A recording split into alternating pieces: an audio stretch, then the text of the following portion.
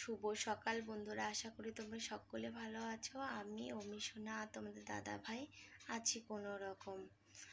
তো তোমরা তো কয়দিন থেকে দেখতেই পাচ্ছ ইউটিউবে কিভাবে আমি ভিডিও দিচ্ছি, আর তোমাদের কারো ভিডিও দেখতে পাচ্ছি না।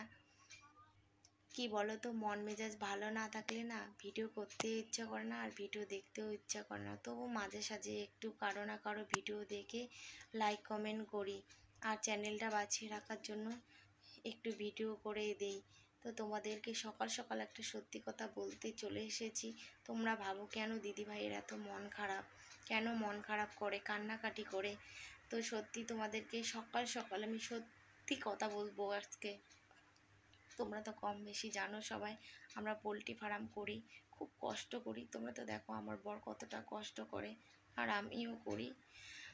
এরকম একটা বাচ্চাকে ফেলে রেখে ফার্মে কাজ করি। তো এবার হয়েছে কি বলো তো, আমরা যে ফার্মটা যে করি ওটা কোম্পানি, তো লোন করে করি জানো, সুদের পর পয়সা নিয়ে। তো মুরগির যে ভুসিগুলো হয় না, কাঠের গুঁড়োগুলো, ওগুলো কিনতে আমাদের 1.5 মাসে 8,000 টাকা লাগে। এদিকে কারেন্টের বিল লাগে আমাদের 3,000 টাকা। এদিকে তো বাদ বাকি আছে অনেক কিছু।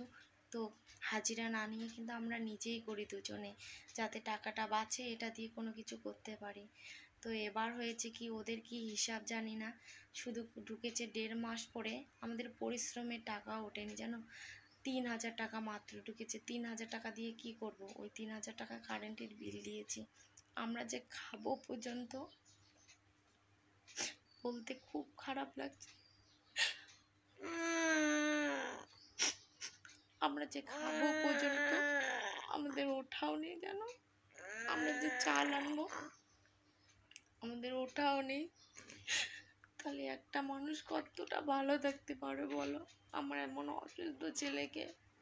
আর তোমরা তো জানো তোমাদের দাদা ভাই সিভিকে চাকরি করে, ওটার পয়সা বাদ দাও, ওটা দিয়ে কোনো সংসারেই চলে না জানো।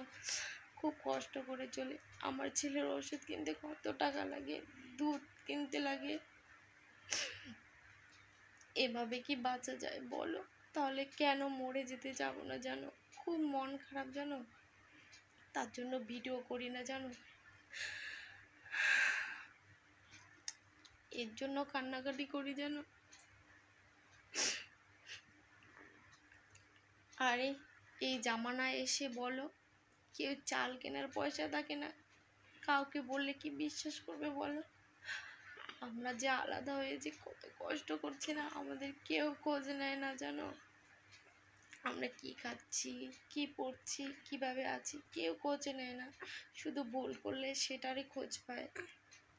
বাচ্চাকে নিয়ে কতটা কষ্ট করে আছি। আমার এইরকম বাচ্চাকে একা রেখে, বাড়িতে রেখে ফার্মে যাই, কাজ করি, এসে দেখি আমার ছেলে হুসু করে জামা প্যান্ট সব ভিজে রাখে। বলো কোন মার ভালো লাগবে? এসে দেখি আমাদের সবাই আছে, কিন্তু থেকেও কেউ নেই জানো। আমার ছেলে অসুস্থ হয়ে বুঝিয়ে দিয়েছে আপন লোকগুলোও পর হয়। আর পয়সা না থাকলে না এই দুনিয়াতে কেউ সঙ্গ দেয় না জানো। অনেকটা কষ্ট করে চলি। তো তোমাদেরকে এটা বলার জন্য এসেছি। জানি না তোমরা কতটা বিশ্বাস করবে কিনা। আমার ছেলেকে নিয়ে অন্তত মিথ্যে কথা বলবো না। যখন আমার বিয়ে হয়েছে তখন আমাকে বলেছে সবাই শুনিয়ে শুনিয়ে, এই ভালোবাসা কয়দিন থাকবে, খেতে না পেলে না ভালোবাসা নাকি জানলা দিয়ে চলে যায়। কিন্তু দেখো আমি আমার বরের হাতটা ধরে, আমার যখন থেকে বিয়ে হয়েছে কষ্ট করেছি অনেক, কোথাও যেতে পারি না, এখনও যেতে পারি না পয়সার জন্য। তার মধ্যে অসুস্থ বাচ্চা হয়েছে, মানে এতটা কষ্ট নিয়ে না আমি আমার বরের হাত দুটো ছাড়িনি, ও আমার হাত ছাড়েনি। খুব কষ্ট করে চলি আমরা জানো। কোথায় আমি তো চলে যাইনি, আমি ঠিকই আছি, কিন্তু আমাদের পরিবারের যারা বলেছে না, ওরাই আমাদেরকে ছেড়ে গিয়েছে আমাদের বিপদ দেখে।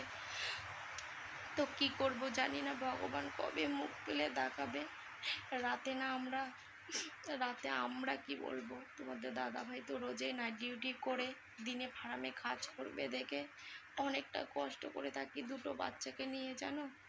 অমিশনা তো সারা রাত ঘুমায় না, এদিকে আমার ঘুম নেই, ছোট ছেলে ওদিকে ঘুম পাঠিয়ে দিতে লাগে, ও তো ঘুমায়, ওর কোনো ঝামেলা নেই। আমার বড় ছেলেকে নিয়ে আমার সমস্যা, যেন অনেক কষ্ট করে থাকে। সকালে উঠে এত ধোয়া খাঁচা করে রান্না করে দুটো বাচ্চাকে সামলিয়ে হারাম সামলাই, এরপরে যদি আমাদের তবুও কষ্ট আসে, বলো কার ভালো লাগবে? তোমরাই বলো। এর জন্য না ভিডিও করতে ইচ্ছে করে না জানো, আর এর জন্য আসি না ইউটিউবে, খুব খারাপ লাগে গো, আর পাচ্ছি না নিতে, জানো, খুব খারাপ। ভগবান যে আমাদের এতটা কষ্ট লিখে দিবে কপালে, কোনোদিনও ভাবিনি এতটা কষ্ট মানুষের হয়। তোমাদের কাছে শুধু একটাই অনুরোধ, আমার ছোট বড় সবাই তো আমার ভিডিওগুলো দেখো, একটু আশীর্বাদ করো, কেন একটু ভালো থাকতে পাই ছেলেকে নিয়ে। আর যাই হোক, এত কষ্ট দিও না ভগবান, না হলে বেঁচে থাকতেই পারবো না।